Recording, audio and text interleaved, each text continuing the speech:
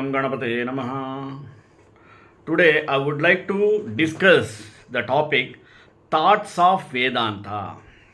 Start with a prayer. Vyasaya Vishnu Rupaya Vyasa Rupaya Vishnave Namo Vai Brahmanidaye Vasishtaya Namo Namaha. Vedanta is the sublime philosophy which teaches that the individual soul is identical, the illusion of the Jiva. Vedanta is a science of Atman that helps the aspirants to eradicate fear, sorrow, grief, delusion, and to realize the self. Vedanta is that magnanimous philosophy which raises the ignorant Jiva to the sublime heights of Brahmanhood. Vedanta is a panacea for all human ailments. Vedanta is a sovereign specific for the disease of birth and death. Mere theorizing of Vedantic principles will not do. You should live in the spirit of Vedanta. You should become a practical Vedantin. You should realize this Atman which Vedanta treats of. Then only you will become a liberated sage. Brahman or Atman or the Supreme Self is the self-luminous. Brahman cannot manifest by anything else. Brahman manifests everything. The doctrine of self-luminosity is one of the foundational tenets on which the entire edifice of Vedanta is constructed. Atman gives light to the sun, moon, stars, lightning, fire, intellect, and senses. How by the light of the Atman all these shine, but they cannot illumine the Atman. The ultimate principle or Atman or Brahman, which is formless, colorless, fearless, timeless, spaceless, and beginningless, shines eternally and everywhere behind the names and forms. Vedanta treats of this ultimate truth or supreme principle. This world of names and forms is constantly changing. Seas dry up and vast sandy deserts come into being in their place. Elevations become depressions and depressions become elevations. Sand becomes stone and stone becomes sand. Blocks of stone become lime and lime becomes dust. Forests become model towns and cities become deserted place. Grass becomes blood, blood becomes milk, milk again becomes blood. Blood becomes flesh. A young man becomes an old man, and a beautiful girl becomes an ugly woman. A fat man becomes thin, and a thin girl becomes a fat woman. A jamindar becomes a beggar, and a beggar becomes a jamindar. At the back of these ever-changing objects, there is the changes eternal, immortal Brahman, or the Supreme Self. He who realizes this Brahman attains immortality, freedom, and eternal bliss. Naturally, the mind runs towards objects of the world. The usual flow of the mental current is towards worldly objects. You will have to turn the mind inwards towards the self through vairagya and abhyasa. In the beginning, the mind will run towards the worldly objects again and again, even if it is turned towards the Atman. Constant practice is necessary to make the mind rest in self forever. Shake off the bonds of karma through discrimination, dispassion, and non attachment. Know the secret of true bliss through concentration and meditation. Root out the passion, embrace peace, enjoy the glory of self bliss, delight in the self within. Om is a symbol of Brahman. Om or Pranava is a sparkling ferry boat for men who have fallen into the never ending ocean of mundane life. Many have crossed this ocean of samsara with the help of this ferry boat. You can also do so if you will. Meditate constantly on Om with bhava and meaning and realize the self. That illuminated sage whose mind is merged in his true nature of Satchidananda, who has conquered the enemy, ignorance, who is destitute of I-ness and mineness, who has rooted out pride, selfishness, love, envy, and hatred, rejoices in the ocean of boundless bliss. A cat made up of sugar is a real cat for a child. Sugar does not appear for the child, as it is swallowed up by the cat. The cat has concealed the sugar. For an adult, it is just sugar only. The sugar has swallowed up the cat. Even so, for a Jivan Mukta or liberated sage, Brahman swallows all illusory names and forms. He sees only Brahman everywhere. All names and forms vanish. For a worldly man, the names and forms he has swallowed up are concealed Brahman.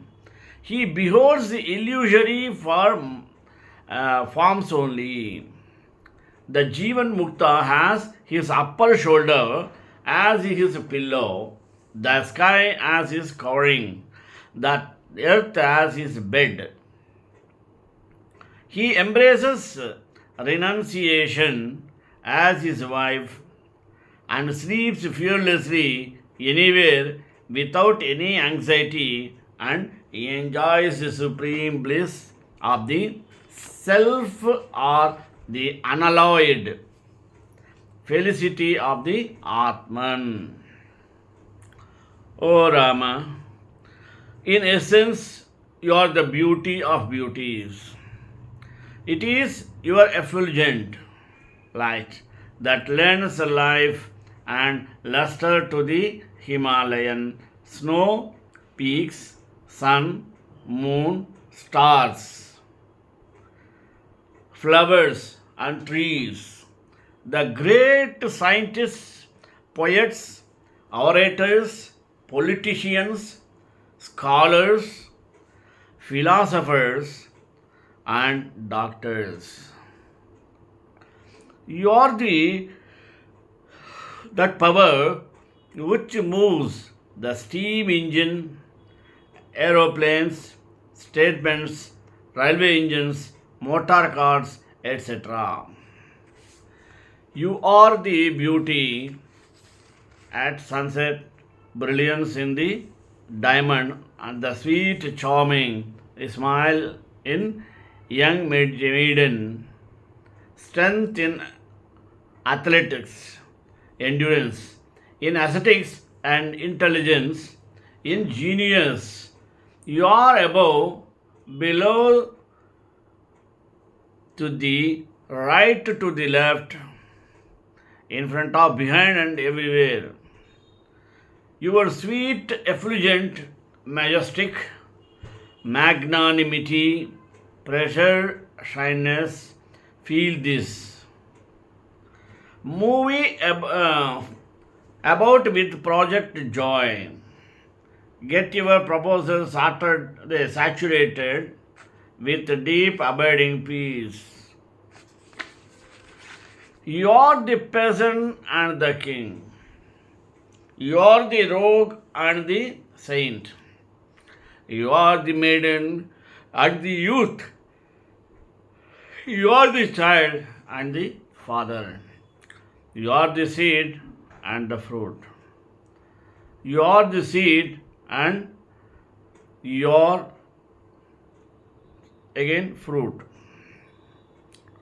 You are the earliest ugliness and beautiful life goes on.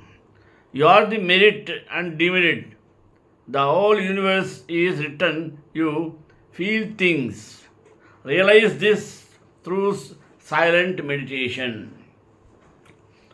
Through your light, the sun shines, intellect functions, and senses operate. Through your power, the fire burns. The angles, your Shakti, the wind blows. And rivers flow towards the sea. You are electricity, magnetism, and ultraviolet rays. Feel your own oneness with all, feel your oneness with the sun, sky, wind, flowers, trees, birds, animals, stones, rivers, and ocean. Realize the oneness of life, unity of consciousness, and behold the one homogeneous self-aware in all beings, animals, and plants. The rise in the conventional as a body, mind, and intellect, but not yet your revealed self. Vedanta helps you to discover the true nature. Life is anubhava, dharma, a share of experiences. As long as experience flow, this is life. When the flow ceases, so like of him, an experience is therefore a unit of life constituted of two factors, subject and object. Let us see in detail. As long as experiences flow, there is life. When the flow clock ceases, so does life also. An experience is therefore a unit of life constituted of two factors, subject and object. The individual You is the subject and the world the object. When you contract the world, subject meets object, you gain an experience, and the flow of experience is itself. Vedanta equips you with the knowledge to make the right choice of action. It also provides you with the technique of action that you can apply in your home, business, society, everywhere. It is a practical guide to satisfy your material and spiritual needs towards attaining peace of mind. Vedanta trains you to think independently and helps you to probe the essence of life, directing you to study, reflect, and realize the fundamental truth of life. Eventually, spiritual education ceased to be liberal. People were led by the opinion of others. Fanatic superstitions and parasitic ideas infested humanity. The root cause of suffering is that no human being looks within. He functions predominantly on blind faith and mechanical ritual. This is a spiritual suicide. This is very dangerous one. Castes, creeds, and sects are the ghosts of hunting the world. The role of Vedanta is to free man from his infatuations and educate him on eternities.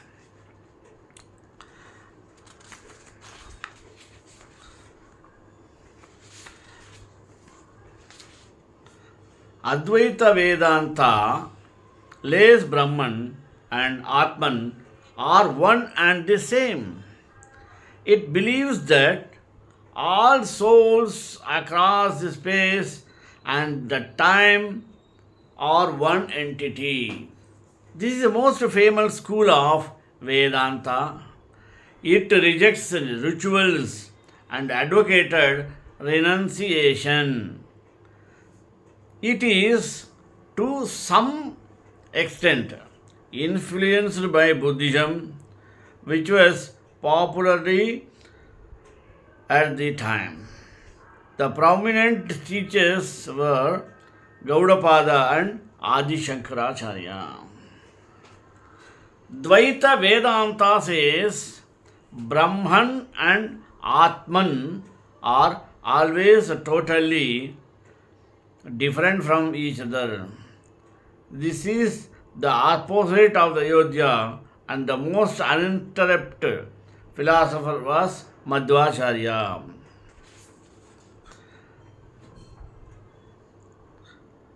Visishtadvaita Vedanta says the Agama is different from the Brahman.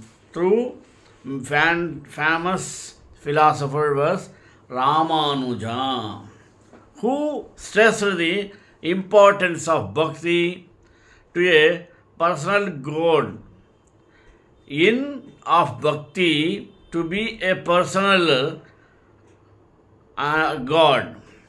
In modern times, the Swami Narayana movement was started by Swami Narayana. This movement is known for its huge Aksharadham temples, New Delhi and Ahmedabad. Besides these three basic schools, many other scholars have gone to inquire or donate them. But slightly differing versions of visual in the 9th century school called Neo Vedanta arose.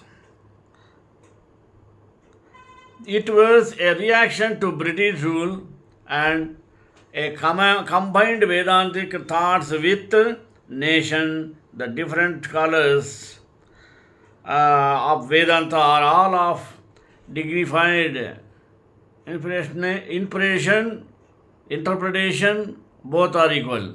Prominent thinkers of this school were Ramakrishna Paramahamsa, Swami Vivekananda, and Sri Aravinda. Several core beliefs are common across these schools. These include a belief in God as opposed to atheism, considering the Vedas as revealed knowledge, and that time moves in cycles of creation and destruction. Besides its influence in India, the philosophy of Vedanta has had a great influence on Western thinkers and scientists. Achieving freedom. So, how do you achieve that freedom? You achieve that freedom by shifting the balance from living your life as thoughts to living your life more in the present. That balance towards freedom is not shifted through words and teachings. Putting more words into your head does not decrease thoughts. No, you shift that balance by training yourself to have less thoughts. Meditating regularly is one way to shift that balance. In meditation, thoughts tend to decrease and you become more familiar with the silence that remains, with the absence of thousands that remains. And by meditation, regularly you become more and more familiar with the absence of thoughts, which then helps you recognize and expand the absence of thoughts in everyday life. Spending time alone in nature is another way to decrease thoughts and shift that balance. Take long walks alone in the forests, fields, or parks. Better yet, put on a backpack, walk deep into nature, and spend many days alone. Meditation and time alone in nature may not shift that balance for you, however. For you, that balance may shift through recording, dancing, music, knitting, etc. You are the only one who can know what shifts that balance for you. Again, freedom is not achieved by reading 6 or 7 words about Advaita, non-duality, direct inquiry, or unity consciousness. In fact, such words become actual barriers in achieving freedom, because whenever you do experience the absence of thoughts, you might dismiss that as irrelevant to achieving a freedom, because your experience of the absence of thoughts does not match up with any of the words you have learned. That the absence of thoughts cannot be described or expressed with words is central to achieving freedom. Adi Shankara said, he who seeks must meditate upon it in the sign of his heart. The intelligent cannot understand it. It is out of the reach, out of a thought. It is put a barricade, the expression of speech. Those who believe that Advaita's freedom can be achieved through words also send to believe that freedom will reveal all things that are hidden, such as the true nature of the consciousness, their oneness with the universe are witnessing asleep. However, when some people first start to notice the absence of the thought, it also brings such a revelation. Nothing hidden is revealed, and everything remains the same except joys that life is more pleasant. So you diminish your glimpses, the balance in Advaita means freedom from thoughts, each of us living to live lives. We live the life in our thoughts, our anxieties. We like in our life, we experience it at present. Those two lives are the duality of mind, mean Advaita, and freedom from that duality, the non-mental two of Advaita is when thousands of absentees and experience of the presentes, which the owners of Advaita. Advaita Vedanta is a 3000 years old school of the Hindus' philosophy and spiritual practices. The team term Advaita first appeared at the swastik term Advaita Vedanta, which means not two. While names are not two, Advaita teaches that may moksha of freedom. Sometimes translated as liberation, enlightenment, spiritual and also social movements. The most promised ego movement of Advaita was Adi Shankaracharya, who lived around 800 AD. The totally became some recall to Advaita today, and all call Advaita non-duality or direct inquiry.